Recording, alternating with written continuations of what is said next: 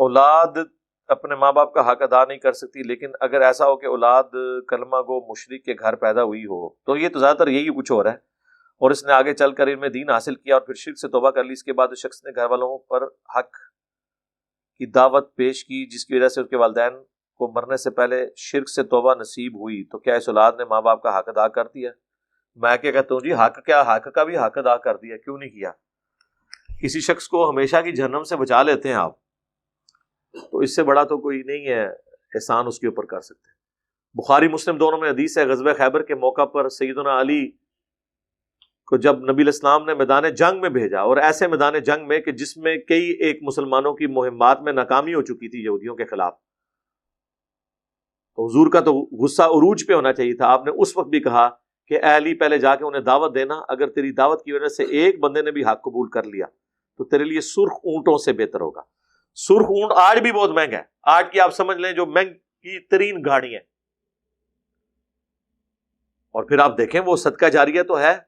بخاری مسلم میں ہے کہ اگر کسی نے کسی شخص کی نیکی کی طرف رہنمائی کی تو جتنی وہ نیکیاں کرے گا اس کا ثواب اسے بھی ملے گا، اور جو نیکیاں کر رہا ہے اس کے ثواب میں بھی کمی نہیں ہوگی، اور جس نے برائی کی طرف کسی کو لگایا اس کا سارا وبال اس پہ ہوگا، اور جو خود کر رہا ہے اس کے وبال میں بھی کمی نہیں ہوگی۔ یہ بھی ساتھ حضور نے کہا ہے، یہ نہیں ہے کہ لوگ کہیں جی ہمارا وزن جو ہے علماء اٹھا لیں گے، علماء نے مجھے رفع دین سے روکا تھا لہٰذا اگر میں نے نہ کیا تو گناہ وہ اٹھائیں گے، نہیں، آپ کی بھی عقل کام کر رہی ہے۔ مجھے یاد آ گیا میرے آفس کے ایک کلیگ، وہ میرے ساتھ جب اٹیچ ہوئے تو انورٹڈ کامرس میں وہ گمراہ ہو گئے۔ ان دنوں تبلیغی جماعت کا اجتماع شروع ہوا اسلام آباد میں، تو ان کے وہ تبلیغی بھائی انہیں پکڑ کے اجتماع میں لے گئے، کیونکہ ان کے والد صاحب بھی تبلیغی جماعت میں، وہ خود بھی، اور تبلیغی جماعت کے اجتماع میں جانے سے تو ہم نے کبھی روکا نہیں ہے، صرف یہ کہنے کی حد تک ہے سارے میرے نبی کے طریقے تھے، چاہتا کوئی نہیں ہے کہ رفع دین سے کوئی نماز شروع کرے۔ اسے پکڑ کے لے گئے، اس نے کہا جی مجھے آپ ایک صحیح حدیث جسے امام صحیح سمجھتے ہوں کہ نبی علیہ السلام نے رفع دین سے منع کیا ہو دکھا دیں۔ اب منع والی تو کیا وہ گھوڑوں کی دموں والی لے آئیں گے، وہ آپ کو پتا ہے وہ کیا ہے، صحیح مسلم کی حدیث، وہ سلام پھیرتے وقت، یا ایک کہانی لے آئیں گے کہ جی وہ بت رکھ کے آتے تھے، اور تو ان کے پلے کوئی شے نہیں ہے، زیادہ عبداللہ ابن مسعود والی ترمذی کی روایت لے آئیں گے، جو امام ترمذی نے لکھا کہ عبداللہ بن مبارک جو ابو حنیفہ کے شاگرد ہیں وہ کہتے ہیں کہ جو رفع دین کرتا ہے اس کی حدیث ثابت ہے ابن عمر والی، اور جو نہیں کرتا اس کی حدیث ثابت ہی نہیں ابن مسعود والی، انہوں نے کیٹاگوریکل ڈینائی کیا، سند کی تو چکر ہی نہیں، وہ اس حدیث کا انکار کرتے ہیں۔ اور امام ابو داؤد نے لکھا لیس بصحیح علی ھذا المعنی، ابن مسعود کی حدیث صحیح نہیں ہے، وہ اب اس کو ساری باتیں پتہ تھی، تو وہ اس نے کہا ایک حدیث، اس نے کہا جی حدیثیں تو بہت ہیں لیکن مجھے پتا ہے جب میں آپ بیان کروں گا تو آپ کہیں گے حدیثیں ٹھیک نہیں ہیں، ہاں اندر چور ہے نا۔ اس نے کہا جی میں نے کیوں کہنا ہے حدیثیں ٹھیک نہیں ہیں، امام ابو داؤد امام ترمذی بیان کریں گے، ہماری کیا اتھارٹی ہے؟ وہ کہتے ہیں نہیں، مسئلہ ہے کہ دیکھو میں حافظ قرآن ہوں، حافظ قرآن 7 بندے جنت میں لے کے جائے گا، ایک میں تمہیں بھی لے کے جاؤں گا، بس تم رفع دین کرنا چھوڑ دو۔ جب سارے دلائل ختم ہو جائیں پھر یہی باتیں پیچھے رہ جاتی ہیں کہ 1400 سال سے لوگ گھاس کھا رہے تھے، نہیں 1400 سال سے نہیں کھا رہے تھے، 1000 سال سے تقریباً گھاس ہی کھا رہے تھے، پہلے والے گھاس نہیں کھاتے تھے۔ اب آپ کے منہ کو گھاس لگ گئی ہے تو اب ہم آپ کو پہلے 300 سال کی طرف لے کے جاتے ہیں، لیکن آپ کے منہ کو لگی ہوئی ہے گھاس، وہ اب چھوٹتی نہیں ہے، اور گھاس کیا لگی ہے، جگالی کر کر کے آپ کی رالیں بھی ٹپک رہی ہیں، آپ کا منہ بھی پونچھتے ہیں، اور گھاس کی بجائے لا کے حلال کھانا آپ کے سامنے رکھتے ہیں، آپ کہتے ہیں میں نے گھاس کھانی ہے۔ تو اگر آپ خود کشی کے اوپر اترے میں خود، تو آپ کو کون روک سکتا ہے؟ قوم کو بابا لیس بنا رہے ہیں، اور دیکھیں کیا جملہ بول رہے ہیں، کہتے ہیں کہ جی یہ خود بابا بننا چاہتا ہے۔ جناب میں بابا بننا چاہتا نا تو میرا ایک مدرسہ ہوتا، جس طرح دیوبند کا مدرسہ ہے اور بریلی میں منظر الاسلام کا مدرسہ ہے، 1867 میں وہ بنا، 1896 میں وہ بنا، اس سے پہلے دونوں ایک کچھ تھے۔ کوئی مدرسہ ہوتا، کوئی چندہ بک ہوتی، کوئی کتابیں پکڑ کے آپ کو بتائی ہوتی، کتابیں تو وہی بتائی ہیں جو آپ نے کہا تھا کہ یہ اہل سنت کی کتابیں ہیں، اب آپ ان کتابوں سے بھاگ رہے ہیں۔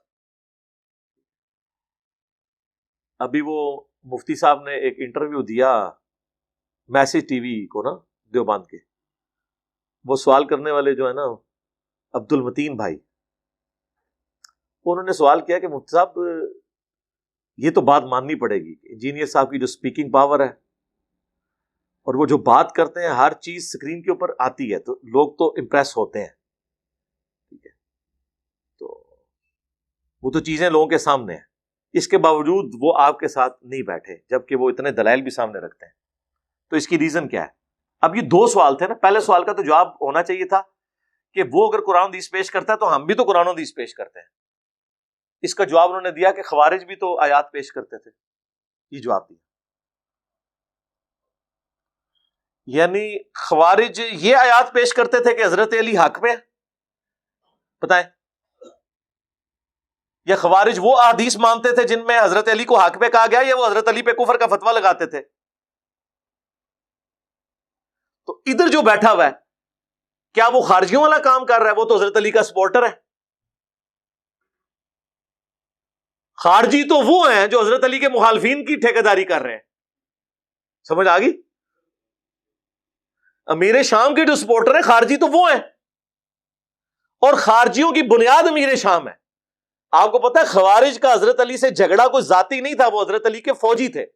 وہ کہتے تھے یہ واجب القتل ہے جس کے ساتھ آپ صلح کر رہے ہیں، اس نے اسلام کی جمعیت کو توڑا ہے، اس نے آپ کو امیر المومنین نہیں مانا. تو خوارج بھی بائی پروڈکٹ ہیں امیر شام کی، اور آپ جو ہیں انہی کا سپورٹر. اور دیکھیں کس لیول تک سپورٹ کر رہے ہیں. وہ کہتے ہیں حضرت معاویہ رضی اللہ تعالیٰ عنہ کا مسئلہ ہمارے لیے المحنت سے بھی بڑھ کے ہے. یہ جملہ انہوں نے پتا ہے بول کے آپ کو بتا دیا کہ یہ اللہ اور اس کے رسول سے بڑھ کے اس ہستی کی محبت میں گرفتار ہیں. دیکھ لیں، مجھے بتائیں المحنت میں جو عقیدے ہیں وہ اللہ اور اس کے رسول سے متعلق ہے. تو اللہ اور اس کے رسول سے متعلقہ عقائد آپ کے نزدیک حضرت معاویہ رضی اللہ تعالیٰ عنہ سے بڑھ کے ایشو ہے. تو اس کا کیا مطلب ہے کہ آپ حضرت معاویہ رضی اللہ تعالیٰ عنہ کی عصمت اور عفت جو انہوں نے کلیم آپ نے خود کی ہوئی ہے اس کو آپ نبی علیہ السلام سے متعلقہ عقائد اور اللہ سے متعلقہ عقائد سے اوپر سمجھتے ہیں. یہی مطلب ہے نا، اور کیا مطلب ہے؟ کچھ اور مطلب ہے تو بتا دیں. تمہارے یہاں بس آپ کلپ کا انتظار کریں، کلپ فائنل ہو چکا ہے. ایک تو کل اپلوڈ ہوا، اس میں نے اس کلپ کا تعارف کروا دیا ہے فائنل کلپ کے نام سے، جس میں میں نے 26 منٹ کے اندر ان کے تینوں عقائد جن سے ہمیں اختلاف ہے. حضرت معاویہ والا تو کلپ پہلے آ چکا تھا، وہ آپ دیکھ لیں، ان کی طبیعت صاف ہوئی بھی ہے. تینوں عقائد کا قرآن و سنت کی روشنی میں نے کریٹیکل انالیسس کیا ہے. یہ لوگ جتنی بار بول رہے ہیں تو یہ کہتے ہیں کہ یہ تو یہ کرتا ہے، یہ تو وہ کرتا ہے. یہ نہیں کہہ رہے کہ جو یہ کہتا ہے اس کا جواب دیں. تو یہ ہمارے مقدمے کو مضبوط کر رہے ہیں. ہم تو چاہتے ہیں گلی گلی میں شور مچائے کہ ان کے بابے چور ہیں. گلی گلی میں شور ہے کہ ان کے بابے چور ہیں. فرقہ واریت کی دکانیں بند، the damage has been done. ہاں جواب دیں. وہ اتنی ویڈیوز بنا رہے ہو اللہ کے بندو، ایک انٹرویو، ویسے کہتے ہیں میں فاتح جیلم ہوں، اور انٹرویو پہ انٹرویو دے رہے ہیں. بھائی میرے جو میں نے 3 عقائد بتائے ہیں بتا دو دیوبند کو. میاں بتاؤ کہ سینے سے فیض اس طرح ہوتا ہے کہ ایک بزرگ دوسرے بزرگ کو اپنے ساتھ لٹا کے اس کے سینے پہ ہاتھ رکھتا ہے، وہ بےچارا چیختا رہتا ہے کہ میاں لوگ کیا کہیں گے، اور وہ باز نہیں آتا. تو وہ سینے سے فیض لے رہا اور دے رہا ہوتا ہے. اور دوسرا مولوی قاسم نوتوی جو ہے وہ قبر سے نکل کے دیوبند کے 2 مولویوں کی صلح کرا کے قبر میں دوبارہ اتر جاتے ہیں. یہ قبر سے فیض ہوتا ہے. بتاؤ نا، آپ کو پتہ ہے کس منہ سے بتائیں گے؟ تو یہ پچ ہی کھودنا چاہتے ہیں. تو پچ تو نہیں کھودنی سر، یوٹیوب تے تواڈے تو ہوتے ہیں. تو جو آپ چیز لے کے آئیں گے دلیل کے طور پہ پبلک کے سامنے، لوگ وہی ایکسیپٹ کریں گے. لائیں. وہ کہتے ہیں نہیں علماء دیوبند وہ مطلب ہی نہیں لیتے جو انجینئر صاحب لے رہے ہیں. سر جو آپ مطلب لیتے ہیں وہ بتا دیں، وہ مطلب بتانا نہیں اور ہمارے مطلب کو ڈینائی کرنا. یعنی علماء دیوبند اس بات کا کیا مطلب لیتے ہوں گے کہ رسول اللہ کی قبر اللہ کے عرش سے افضل ہے؟ اس کا وہ یہ مطلب لیتے ہوں گے کہ افضل نہیں ہے؟ یہی مطلب لیتے ہیں نا. تو یہ مطلب لیتے ہیں تو دلیل لے کے آئیں قرآن و سنت سے. پہلے نمبر پہ قرآن سے دلیل، پھر سنت سے.